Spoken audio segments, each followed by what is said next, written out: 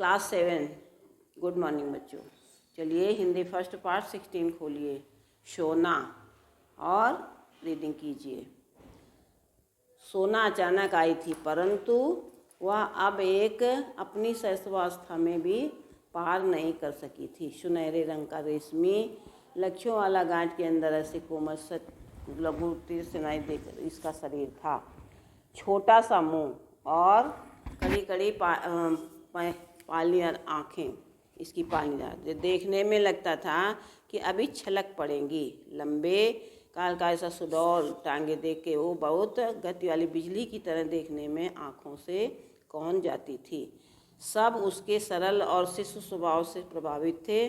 सुवर्णा आदि नाम से ऐसे परिचय बन गए, परंतु उस बेचारे हरिण शावक की कथा तो मिट्टी की ऐसी व्यथा कथा है जिसे मनुष्य की निष्ठुरता कही जा सकती है। बेचारी सोना भी मनुष्य की इस निष्ठुर मनोरंजन प्रियता के कारण अपने अरण्य परिवेश में और सुजाति से दूर रही और प्रशांत वनस्थली के अंदर उसने ऐसे शत प्रतुषा होने से का कारण भागने में असमर्थ रही।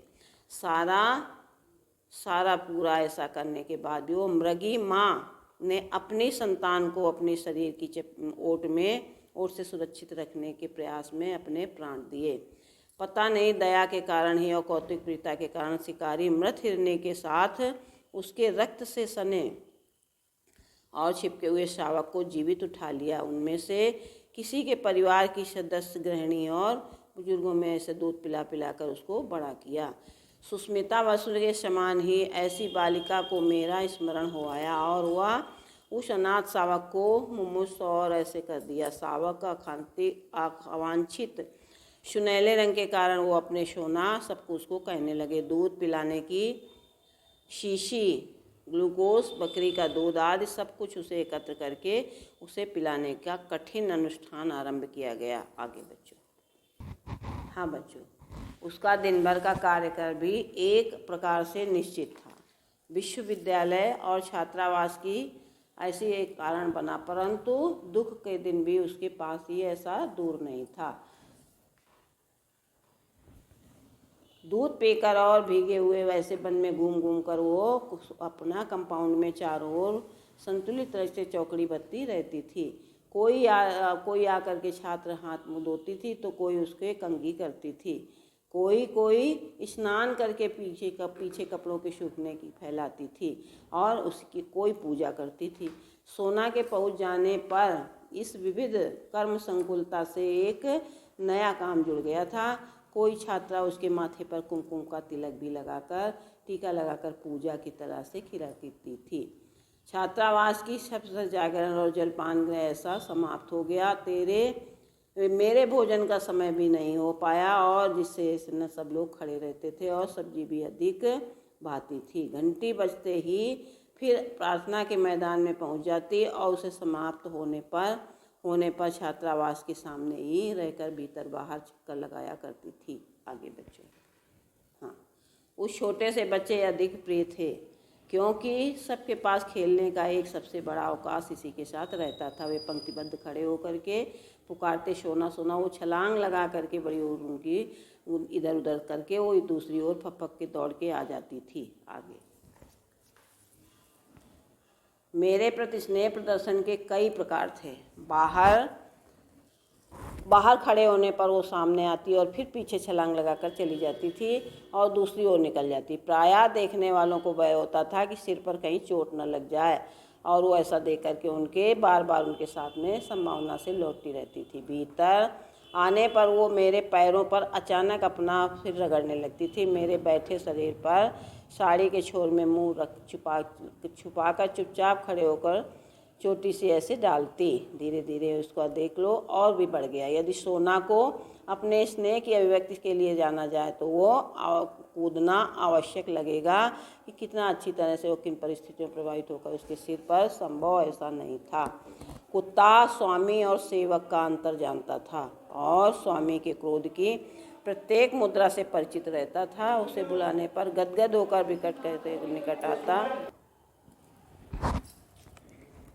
हाँ, भीतर आने पर वो अपने पैरों की आड़ से ऐसे जान जाती थी। यदि सोना को अपने स्नेह की अभिव्यक्ति के लिए मेरे सिर के ऊपर से कूदना आवश्यक लगेगा तो वह कूदती थी।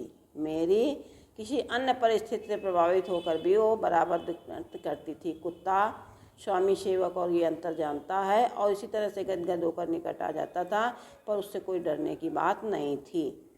पर हिरन का ये अजीब अनोखा ये जानता था, अतः उसको पालने वाले से डरना कठिन है। यदि उस पर क्रोध किया जाए तो वह अपनी चकित आँखों से और बड़ी भयानक अधिक विस्मय भरी दृष्टि से मिलाकर देखता था, मानो पूछना हो कि क्या उचित है और क्या अनुचित है। ऐसा स्नेह क्या चाहिए और स्वीकृत बनाने के लिए उसकी विशेष चेष्टाएं हैं। आगे बच्चों।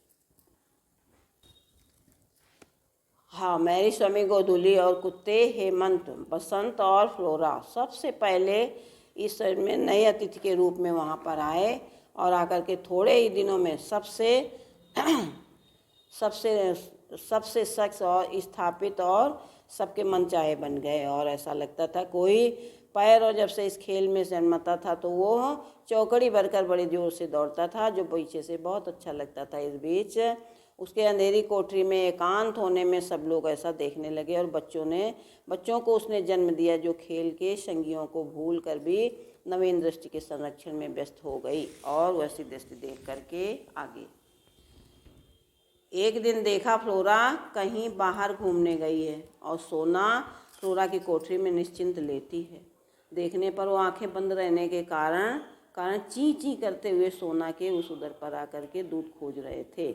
और आश्चर्य की बात तो ये है कि फ्लोरा हेमंत, बसंत और गोधूली की तो अपने वस्त्रों के पास फटकने भी नहीं देता था, परंतु सोना के संरक्षण से उसे छोड़कर आश्वस्त कर वहाँ से चला गया। संभवतः वो सोना की स्नेही और असिंखित प्रकृति से भयभीत हो रही थी। और आगे चलकर उन्होंने इतना आनंदोत्सव किया कि जिसका बहुत सबको आर पार लगा और वो चौकड़ी भर रही थी। उसी वर्ष गर्मियों में मेरा बद्रीनाथ जाने का यात्रा कार्यक्रम बना। प्रायः मैं अपने पालतू जीवों के कारण कहीं नहीं जाती थी, उन्हें देख रेख में ही अपना समय पूरा जाता था, क्योंकि वो मेरे बिना नहीं रह सकती थी। आगे। ऐसा देखते हुए गोधूली मेरे कंधे पर आ गई। हेमंत, बसंत और चारों ओर परिक्रमा करके हर्ष की ध्वनियों से मेरा स्वागत करने लगे, पर मेरी दृष्टि सोना को खोजने लगी। क्यों? वो अपना उल्लास व्यक्त करने के लिए मेरे सिर के पास आई नहीं थी। सोना कहाँ है पूछने पर माली अनेक आंखें पोंछते हुए बोला कि चपरासी चौकीदार। एक दूसरे की ओर देखने लगे। ये लोग आने के साथ ही मुझे कोई दुखद समाचार नहीं देना चाहते थे, परंतु माली की मुंह से ऐसे भावुकता में सब कुछ कह डाला। ज्ञात हुआ कि छात्रावास के सन्नाटे और